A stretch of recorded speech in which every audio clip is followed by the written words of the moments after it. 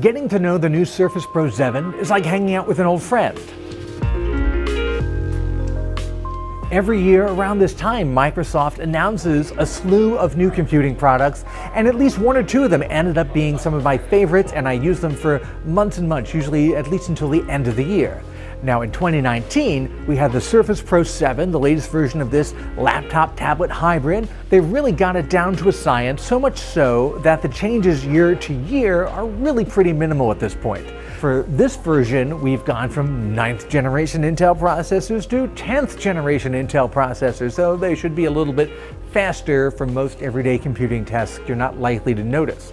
Possibly more consequential is we finally have on the side of these a USB-C port, just 1 or 2 years after everybody else, but it is a pretty universally useful thing to add. People tend to feel very conflicted about the USB-C port. Some people love them because they're very universal. You can use it for power and for accessories and for video.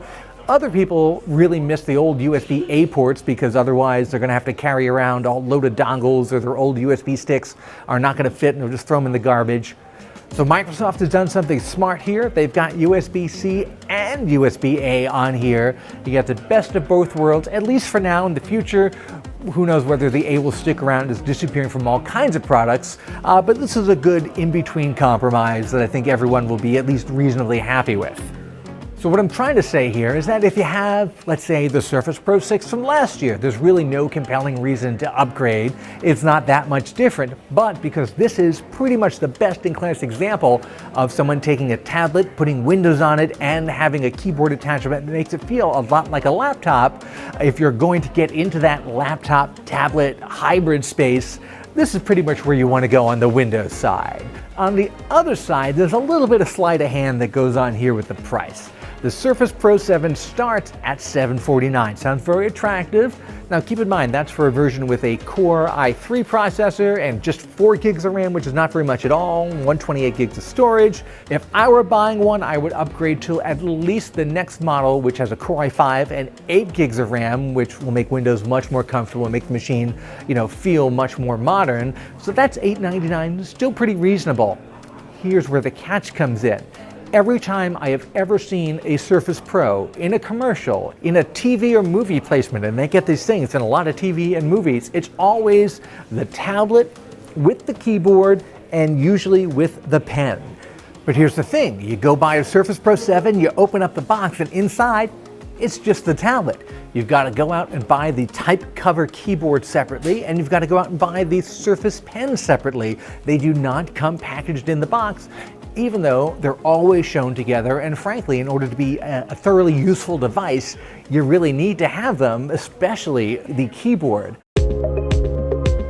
Windows 10 is really not a tablet operating system, so to just have a standalone slate, it is not as useful as having this keyboard which clips on magnetically and also forms a protective cover when you have it closed. Very lightweight. It's really the best example of a clip-on keyboard, especially for a Windows 2-in-1 that I've seen, and continues to be really the coolest thing about the Surface Pro line, which makes it an extra shame that you have to buy it separately, and it's $160. Now the Surface Pen, that's $99, still a lot, and when you put them both together, well, that takes your $899 Core i5 Surface Pro and gets it past $1,150. And once you get up to that price range, your world of choices really greatly expands once you're past $1,100 or so. And whether it's a laptop or a tablet or a hybrid or a 2-in-1, you really have a lot more choices. So psychologically, you may think this is an inexpensive device to start with, but once you add in all this stuff that frankly you really need, it becomes much more of a high-end laptop experience. Long story short, the Microsoft Surface Pro is really so much more useful with these accessories. They really ought to be included in the box. To not do so, it's a little bit of pricing theater. Now there's one other wild card in here, and that is the Surface Pro X, which is not out yet, and it's a version of this, a little bit more compact, and it runs an ARM chip, Microsoft's custom version of the same kind of chip that's in a lot of smartphones. It also has a stylus that actually tucks into a neat little pocket here. You still have to buy all that stuff separately, but they claim it's going to have really long battery life. I can say it's definitely not going to be as powerful processor-wise as this guy, but if you want something that has that always-on LTE connectivity and runs for a long time and is a little more compact, compact and frankly is just a little different and fresher looking, it certainly could be worth waiting and looking at that, the Surface Pro X. But until then, really the best example still of taking a Windows computer and breaking it into a tablet and a 2-in-1 and a laptop all in one package is this guy right here, the Surface Pro 7.